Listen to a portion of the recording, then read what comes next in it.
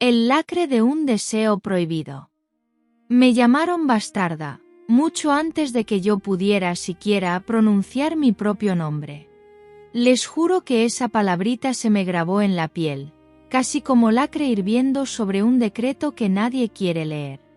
Soy Juana de Aragón, la primera huella secreta de Fernando de Aragón, y de Joana Nicolau, una mujer con mirada firme y alma de tierra. Sinceramente, mi sangre es fruto de un deseo en la penumbra de Tàrrega, allá en la Cataluña interior.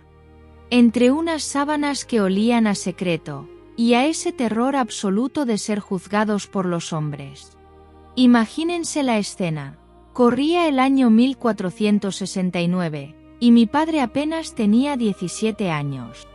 Aún no era ese monarca absoluto que redibujaría los mapas de la cristiandad. Era más bien, solo un príncipe aragonés acorralado por la guerra civil. Tenía ojos ardientes, y una ambición que quemaba a cualquiera, mientras negociaba en Cervera las capitulaciones para unirse con Isabel de Castilla. Sus pasos se escapaban hacia la oscuridad protectora de Agramunt y Tàrrega. Allí mismo lo estaba esperando mi madre. Piénsenlo, mientras en aquellos enormes salones se firmaba la unión de dos grandes reinos. En una alcoba cercana, se firmaba mi existencia. Yo fui, de hecho, esa huella que la historia oficial nunca pudo esconder, bajo sus famosas alfombras. Mientras él soñaba con dominar los castillos de la meseta castellana, su verdadero refugio eran los campos de trigo que los Nicolau cultivaban a puro sudor. Fui el último suspiro de su juventud, justo antes de que se volviera una estatua de mármol político. Les juro que hoy aún siento el viento del cierzo golpeando las ventanas, y el peso de su capa empapada al cruzar nuestra puerta. Así que, mírenme a los ojos y díganme, ¿habrían elegido nacer sabiendo que por sus venas corre el oro de un imperio? ¿Pero su nombre lleva para siempre la marca de la sospecha? La lengua que reza en la oscuridad. Ese olor a cera derretida y pergamino viejo, aún persigue mis noches de insomnio.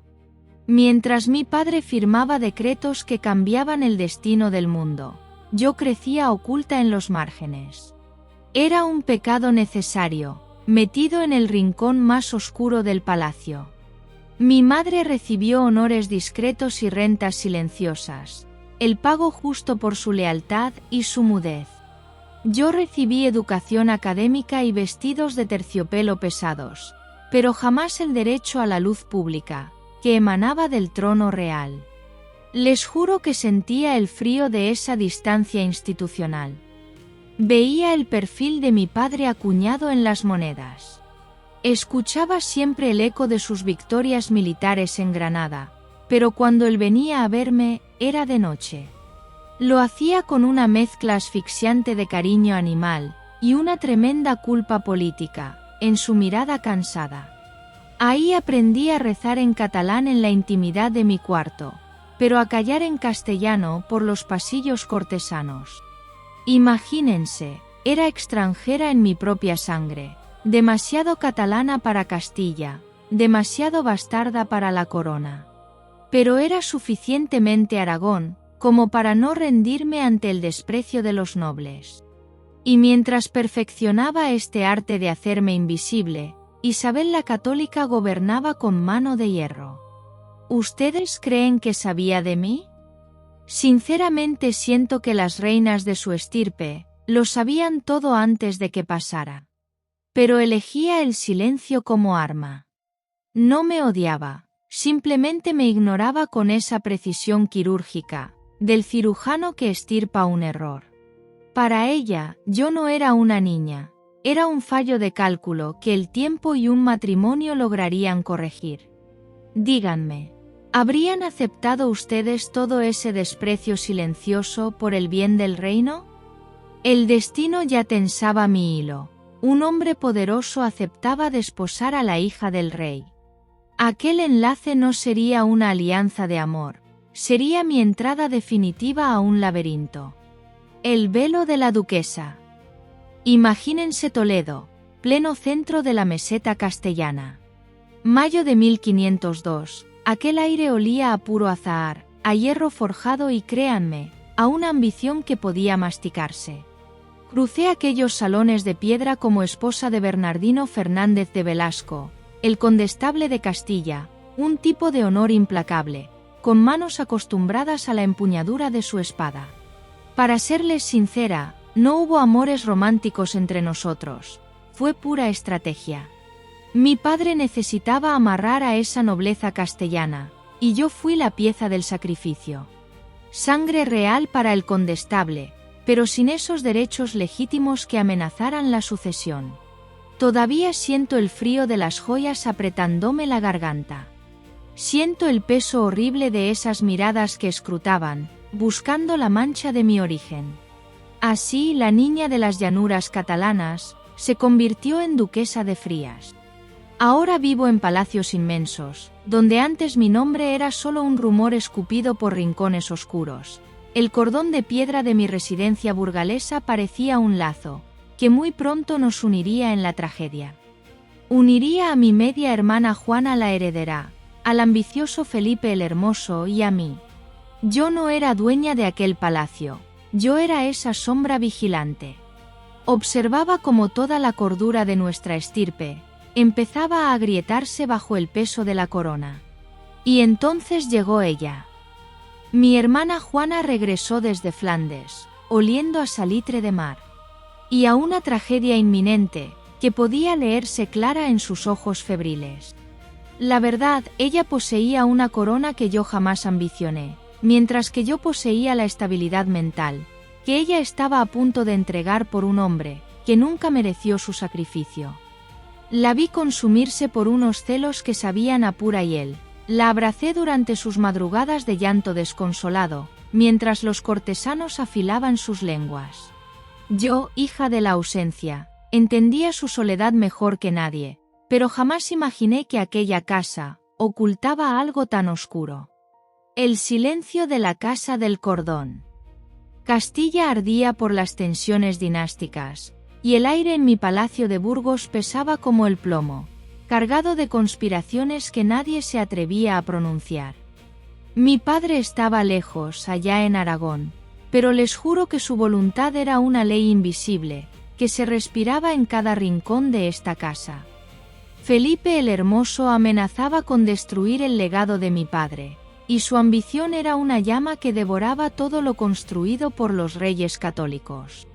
De pronto, la enfermedad golpeó las puertas de mi residencia con una fuerza sobrenatural. Siento todavía el sabor metálico del miedo en la lengua.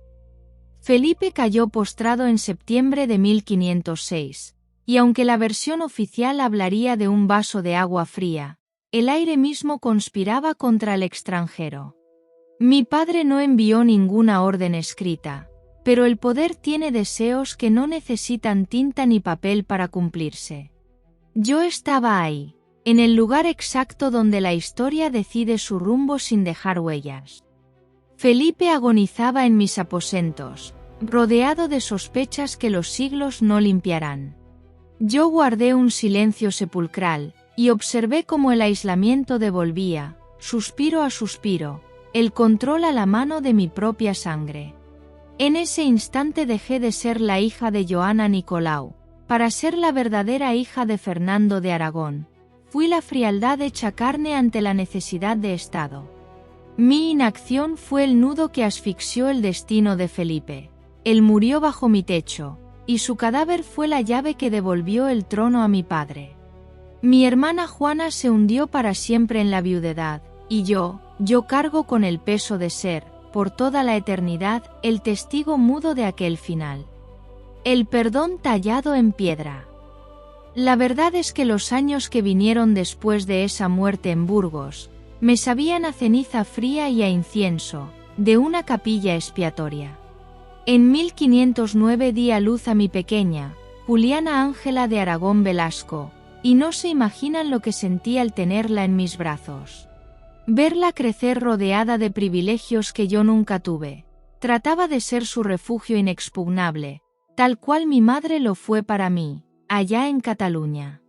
Mi marido se iba haciendo viejo, devorado por las intrigas de la burocracia, y yo buscaba mi redención en la dureza de la piedra.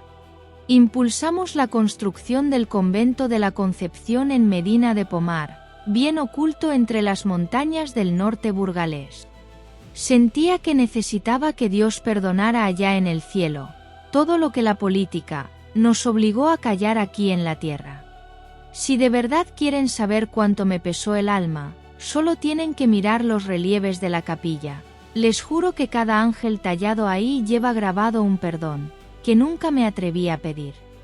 La culpa es un fantasma que no respeta ni los muros de los conventos, y a cientos de kilómetros en la árida Tordesillas, mi hermana Juana languidecía. Estaba encerrada en un olvido impuesto por su propio padre, y yo sabía que mi silencio cómplice en Burgos pavimentó su tragedia personal. Cuando el viento soplaba fuerte desde el Duero, creía escuchar sus gritos de angustia cruzando Castilla. Yo vivía en un palacio de encaje de piedra, pero mi alma habitaba en su misma celda. Al final, mi cuerpo empezó a fallar por el peso de los secretos. Fue el cansancio de caminar 40 años, sobre el filo de la espada. En 1510, morí discretamente, dejando mi sangre inyectada en la nobleza, como un injerto que nadie arrancará jamás. La sangre que los archivos no borraron. Ahora les hablo desde el otro lado del velo eterno, ese lugar donde el oro de las joyas ya no pesa, y las coronas de los reyes son solo polvo bajo el viento. La verdad es que no fui reina coronada, no conquisté reinos con el acero de una espada, pero fui la argamasa invisible que mantuvo unido el imperio de mi padre, en su hora más incierta. A través de mi hija Juliana Ángela, mi linaje se mezcló definitivamente con la más alta nobleza castellana. Vuestros aristócratas actuales todavía llevan en sus venas gotas hirvientes de la pasión prohibida. Aquella pasión de aquel joven Fernando de Aragón, que se perdía en los campos de Tárrega. ¿Y qué hay de mi padre? El gran rey católico me reconoció en sus papeles privados, me utilizó como pieza estratégica en su tablero mundial, y a su manera inescrutable y algo cruel me quiso, como solo un monarca puede querer. No busquen mi rostro en las galerías de los grandes retratos reales, búsquenlo en los ojos cansados de los que sirven al poder, sin ser vistos jamás. Búsquenlo en las grietas de la historia, donde la verdad respira a pesar del paso de los siglos. Mi vida fue el precio de una unión que cambió el mundo. Fui una moneda de cambio en el mercado de las naciones. Les pregunto ahora a ustedes que caminaron conmigo por estas crónicas. ¿Habrías preferido tú un nombre legítimo pero vacío de propósito? ¿O aceptas, como hice yo, que la verdadera historia se escribe con la tinta de las hijas de la sombra? Yo, Juana de Aragón, hija de Joana Nicolau y de Fernando de Aragón, elegí ser el escudo silencioso de mi sangre, aunque ese silencio me costara la paz del alma. Soy la prueba viviente de que una mujer de la sombra es 1000 veces más fuerte que un trono de oro. Las hijas secretas también forjamos imperios desde una alcoba. Apaguen las luces, cierren los ojos y escuchen, porque en el silencio gritamos.